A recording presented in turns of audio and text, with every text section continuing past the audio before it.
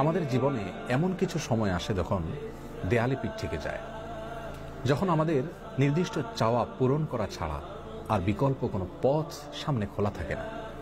এ ধরনের পরিস্থিতিতে আল্লাহ রাব্বুল আলামিনের কাছে আমাদের মনের একান্ত কামনা বাসনাগুলোকে পূরণ করবার জন্য একটি বিশেষ পথ বাতলেছেন আমাদেরকে প্রিয় নবী সাল্লাল্লাহু আলাইহি ওয়াসাল্লাম, আর সেটি হলো ইসমে আযম। ইসমে আযম মানে হলো মহান নাম। আল্লাহ রাব্বুল আলামিনের এই ইসমে আযম তথা মহান নামের মাধ্যমে কোনো কিছু চাওয়া হলে তিনি সেটা পূরণ করেন। এই নামের মাধ্যমে আল্লাহকে ডাকা হলে তিনি সেটাকে সাড়া দেন। ইমাম নবী আলাইহিস সালামের অনেকগুলো হাদিস রয়েছে।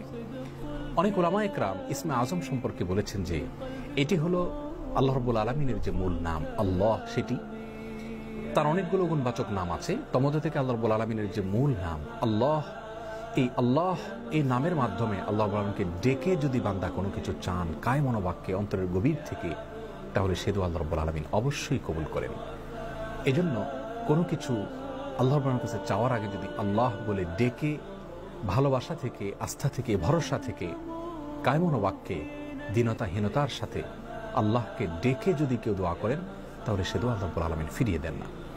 ইসমে আযম সম্পর্কে আরো নির্দিষ্ট